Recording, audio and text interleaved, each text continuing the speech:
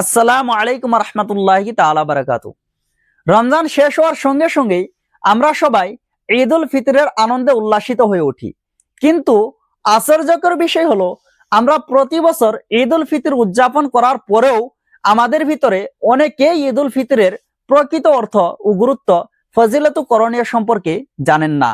তাই আজকের এই ভিডিওতে আমরা কোরআন ও হাদিসের আলোকে স্পষ্টভাবে জানবো যে ঈদ উল ফিতর শব্দটির প্রকৃত অর্থ কি, ঈদ উল ফিতরের গুরুত্ব ও তাৎপর্য কি, আর ভিডিওটির শেষে ঈদের দিনের কিছু গুরুত্বপূর্ণ আমলের বিষয়েও বলবো, যেগুলো জানলে আপনার ঈদ শুধু আনন্দের দিনেই হবে না, বরং ইবাদত ও সওয়াবে ভরপুর একটি বরকতময় দিন হয়ে উঠবে।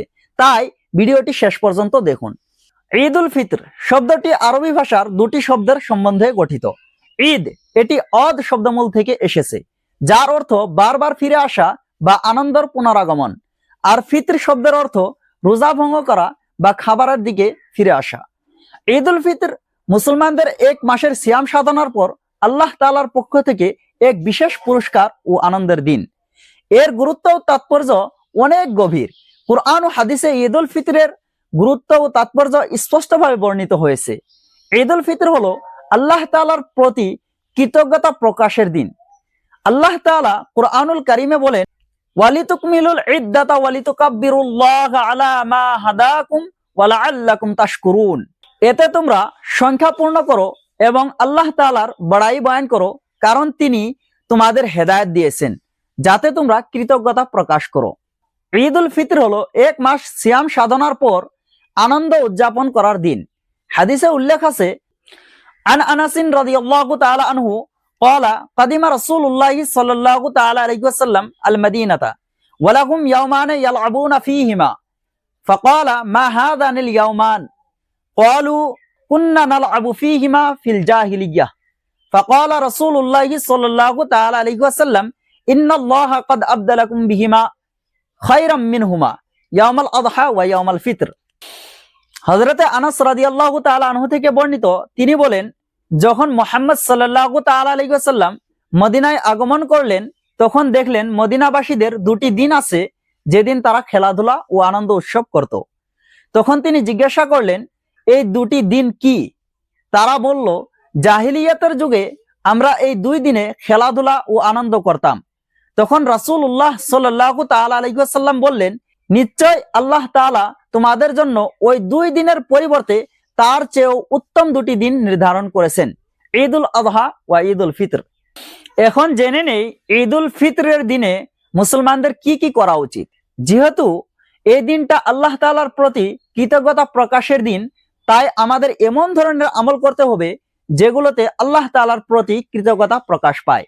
যেমন নাম্বার 1, ঈদের দিন গোসল করা, সুগন্ধি ব্যবহার করা ও পরিষ্কার পোশাক পরিধান করা। রাসূলুল্লাহ সাল্লাল্লাহু তাআলা আলাইহি ওয়াসাল্লাম বলেছেন, ইন্নাল্লাহা জামিলুন ইউহিব্বুল জামাল। নিশ্চয় আল্লাহ তাআলা সুন্দর এবং তিনি সৌন্দর্য পছন্দ করেন। তাই ঈদের দিনে পরিষ্কার পরিচ্ছন্ন ও সুন্দর পোশাক পরা, সুগন্ধি ব্যবহার করা এবং চমৎকারভাবে নিজেকে উপস্থাপন করা সুন্নাত। নাম্বার 2, ঈদের নামাজের আগে মিষ্টি বা খেজুর খাওয়া। হযরত আনাস রাদিয়াল্লাহু তাআলা আনহু থেকে বর্ণিত, কানা রাসূলুল্লাহ সাল্লাল্লাহু তাআলা আলাইহি ওয়াসাল্লাম লা ইয়াগদু ইয়াউমাল ফিতর হাত্তা ইয়াকুলা তামারাত ওয়া ইয়াকুলুহুন্না বিতরান। রাসূলুল্লাহ সাল্লাল্লাহু তাআলা আলাইহি ওয়াসাল্লাম ঈদ উল ফিতরের দিন সকালবেলা ঈদগাহে যাওয়ার আগে কিছু খেজুর খেয়ে বের হতেন এবং তিনি সেগুলো বেজোড় সংখ্যায় খেতেন। নাম্বার 3, পৃথক পৃথক রাস্তা দিয়ে যাতায়াত করা।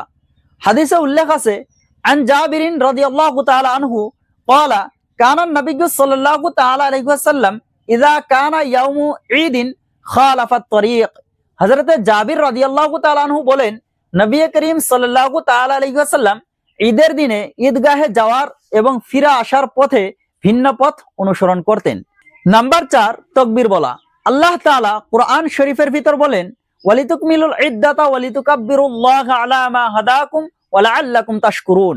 আর যাতে তোমরা সংখ্যা পূর্ণ করো এবং যাতে তোমরা আল্লাহ তাআলার বড়াই বয়ান করো, কেননা তিনি তোমাদের পথ নির্দেশন দিয়েছেন, যাতে তোমরা কৃতজ্ঞতা প্রকাশ করো। তাই ঈদের রাত থেকে ঈদের নামাজ পর্যন্ত উচ্চ স্বরে তাকবীর বলা মুস্তাহাব। আর তাকবীরটি হলো আল্লাহু আকবার, আল্লাহু আকবার, লা ইলাহা ইল্লাল্লাহু, আল্লাহু আকবার, আল্লাহু আকবার, ওয়ালিল্লাহিল হামদ। নাম্বার 5, ফিতরা অর্থাৎ সাদকাতুল ফিতর আদায় করা। রাসূলুল্লাহ সাল্লাল্লাহু তাআলা আলাইহি ওয়াসাল্লাম বলেছেন, সাওমু রমাদান মুআল্লাকুন বাইনাস সামাই ওয়াল আরদি লা ইয়ারফাউ ইল্লা বিসাকাতিল ফিতর। রমজানের রোজা আকাশ ও জমিনের মাঝে ঝুলন্ত থাকে যতক্ষণ না ফিতরা প্রদান করা হয়। ফিতরা প্রদান করা সামর্থ্যবান প্রত্যেক মুসলিমের জন্য ওয়াজিব। ঈদের নামাজের আগে এটি আদায় করা উত্তম, যাতে দরিদ্ররাও ঈদের আনন্দে শরীক হতে পারে। আর ফিতরার বিষয়ে বিস্তারিত জানার জন্য ডিসক্রিপশনে দেওয়া লিঙ্কটিতে যে ভিডিওটি দেখে নিতে পারেন। নাম্বার 6, ঈদের নামাজ আদায় করা। হাদিসে উল্লেখ আছে, কানা রাসূলুল্লাহ সাল্লাল্লাহু তাআলা আলাইহি ওয়াসাল্লাম ইয়াখরুজু ইয়াউমাল ফিতরি ওয়াল আযহা ইলাল মুসাল্লা। হযরত আবু সাঈদ খুদরি রাদিয়াল্লাহু তাআলা আনহু থেকে বর্ণিত, রাসূলুল্লাহ সাল্লাল্লাহু তাআলা আলাইহি ওয়াসাল্লাম ঈদুল ফিতর ও ঈদুল আযহার দিনে ঈদগাহ যেতেন। সুতরাং পুরুষদের জন্য ঈদের নামাজ আদায় করা ওয়াজিব। নাম্বার 7, ঈদের আনন্দ ও খুশি ভাগাভাগি করা। ঈদের দিনটি হলো আনন্দ ও ভালোবাসার দিন। রাসূলুল্লাহ সাল্লাল্লাহু তাআলা আলাইহি ওয়াসাল্লাম বলেছেন, তাহাদু তাহাব্বু, উপহার দাও, ভালোবাসা বৃদ্ধি পাবে। সুতরাং আত্মীয় স্বজন, বন্ধু বান্ধব ও দরিদ্রদের মধ্যে উপহার ও খাদ্য সামগ্রী বিতরণ করা কল্যাণকর। নাম্বার 8, একে অপরকে ক্ষমা করা। যদি কারো সঙ্গে কোনো ধরনের ভেদভাব থেকে থাকে, তাহলে এই পবিত্র ঈদুল ফিতরের দিনে ক্ষমা চেয়ে নাও এবং ক্ষমা করে দাও। নাম্বার 9, শুভেচ্ছা বিনিময় করা ও দোয়া করা। সাহাবীগণ ঈদের দিনে একে অপরকে শুভেচ্ছা জানিয়ে বলতেন, তাকাব্বালাল্লাহু মিন্না ওয়া মিনকুম, আল্লাহ তাআলা আমাদের ও তোমাদের ইবাদত কবুল করুন। এই শুভেচ্ছা বার্তা বিনিময় করা এবং একে অপরের জন্য দোয়া করা ইসলামের ভ্রাতৃত্ববোধকে বৃদ্ধি করে। ঈদুল ফিতরের দিন আল্লাহ তাআলার কৃতজ্ঞতা প্রকাশ করা, নেক আমল করা, দরিদ্রদের সহায় সহযোগিতা করা এবং আনন্দ ভাগাভাগির মাধ্যমে প্রকৃত ঈদের আনন্দ উপভোগ করা উচিত। আল্লাহ তাআলা আমাদের সবাইকে এই বরকতময় দিন সঠিকভাবে উদযাপন করার তৌফিক দান করুন, আমিন। ভিডিওটি উপকারী মনে হলে একটি লাইক দিয়ে শেয়ার করে অন্যদেরও দেখার সুযোগ করে দিন এবং এরকম ধরনের আরো ভিডিও পেতে চ্যানেলটিকে সাবস্ক্রাইব করে আমাদের সঙ্গে থাকুন।